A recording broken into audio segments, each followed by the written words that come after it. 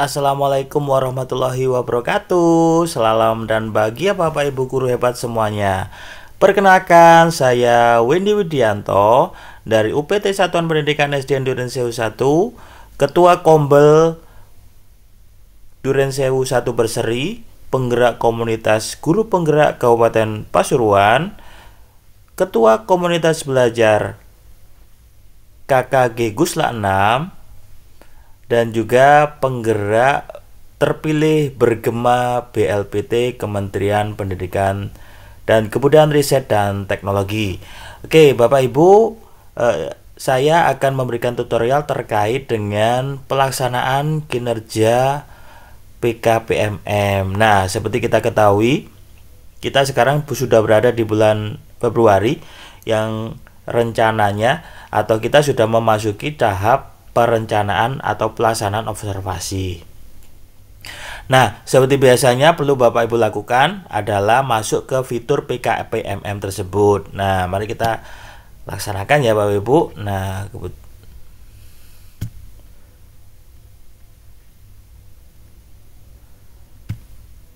Oke, setelah kita masuk, nah di sini mohon perhatikan pelaksanaan kinerja. Nah, ada 3 komponen di sini yang harus Bapak Ibu lakukan. Yang pertama adalah observasi praktik kinerja. Nah, ada banyak miskonsepsi di lapangan, jadi Bapak Ibu terfokus kepada mengumpulkan dokumen ini Bapak Ibu. Sebenarnya ini adalah bukan sebagai penilaian tapi adalah sebagai pertimbangan.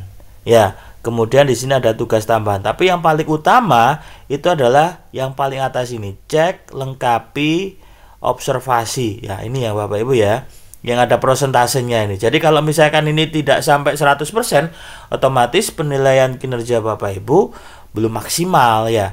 Nah, fokus kepada ini yang ada 0%. Kebetulan saya memang masih belum mengumpulkan. Nah, sekarang kita coba ya Bapak Ibu. Nah, di sini akan muncul fitur di mana periode 1 Januari sampai 30 Juni. Nah, di sini tidak boleh lebih dari 30 Juni ya Bapak Ibu ya. Nah, yang pertama harus kita lakukan adalah pertama cek di sini ya, pojok kiri atas kita cek dulu tentang aktivitas interaktif yang akan kita lakukan. Nah, di sini perlu Bapak Ibu ketahui di sini adalah aktivitas yang perlu Bapak Ibu lakukan dalam kegiatan observasi di kelas. Nah, hal ini sesuai dengan rapor pendidikan yang sudah kita pilih di awal. Masih ingat? Ya, jadi yang berwarna orange atau merah itu yang harus kita pilih. Nah, di sini akan muncul kegiatan yang harus kita lakukan pada kegiatan observasi.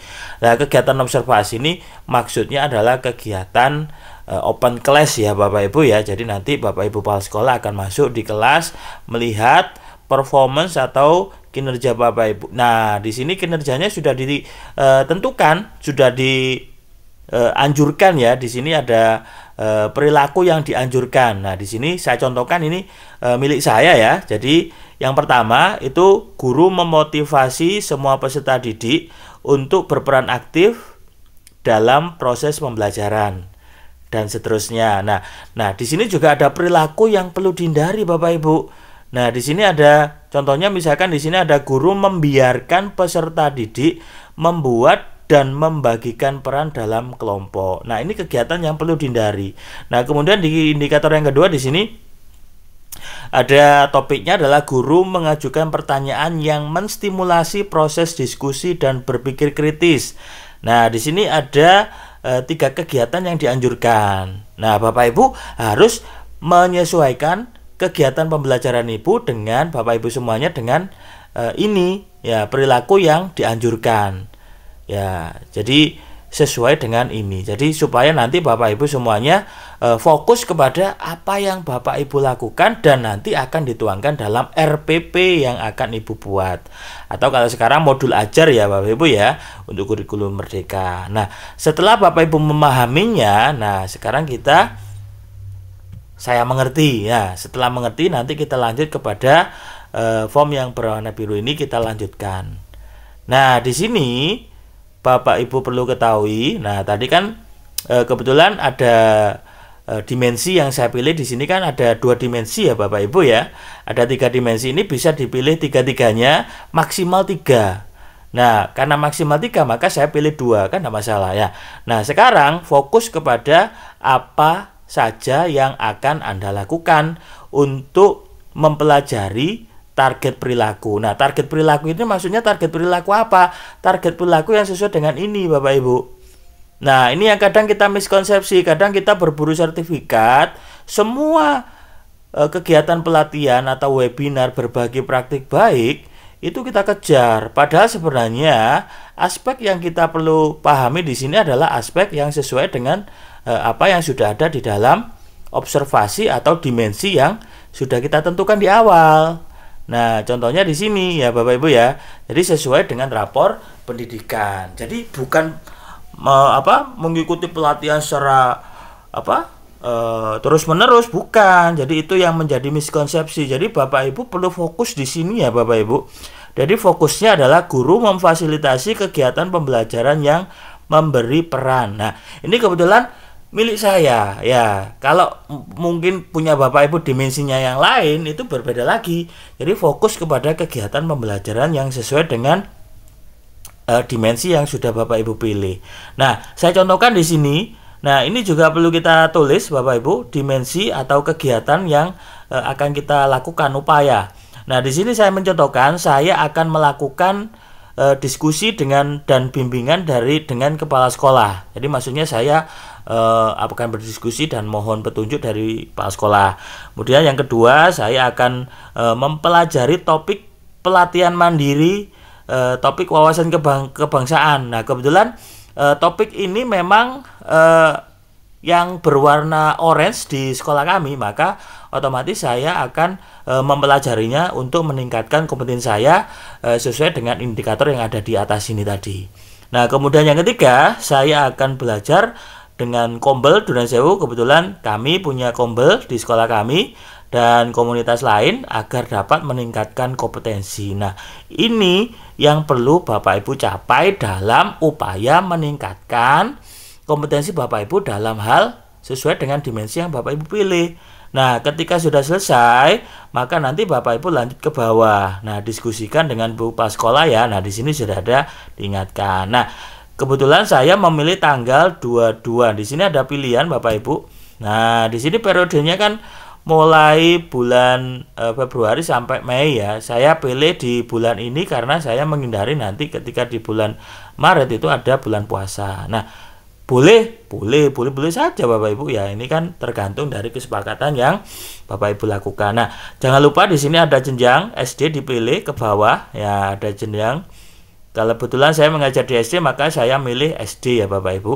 Nah, kemudian nanti kita lanjut ke kelas. Nah, karena di sini ada saya jenjang SD maka otomatis pilihannya adalah kelas. Kalau tadi Bapak Ibu milih SMP atau SMA, otomatis nanti akan muncul mata pelajaran apa. Nah, kemudian di sini mata pelajaran yang saya pilih adalah mata pelajaran matematika. Nah, di sini juga opsional. Jadi Bapak Ibu bisa memilih mata pelajaran yang ingin Bapak Ibu observasikan. Nah, di sini opsional, catatan opsionalnya adalah kegiatan observasi saya lakukan pada hari Jumat. Nah, ini opsional bisa diisi sesuai dengan apa yang akan Ibu laksanakan ya. Kemudian di sini unggah dokumen. Nah, di sini juga jangan lupa untuk mengunggah. Nah, unggah dokumen di sini ada dua opsi. Nah, opsi yang pertama ini Bapak Ibu bisa unggah dari file dokumen yang Bapak Ibu miliki. Nah, kebetulan saya di sini ada Chromebook, maka nanti tampilannya seperti ini. Atau juga Bapak Ibu bisa memilih dokumen yang Bapak Ibu pilih itu dari ambil karya. Jadi ambil karya ini maksudnya dari PMM Bapak Ibu. Jadi kalau Bapak Ibu punya karya yang sudah diupload, nanti tinggal ditempelkan saja di sini. Nah, kalau sudah kita kumpulkan. Nah, kebetulan kalau belum siap betul, kita bisa simpan di draft. Ya, jangan lupa disimpan di draft. Nah, kalau sudah disimpan di draft, nah lanjut. Kita kemudian lanjut ke opsi berikutnya ya Bapak Ibu. Nah, opsi berikutnya di sini yakni tentang,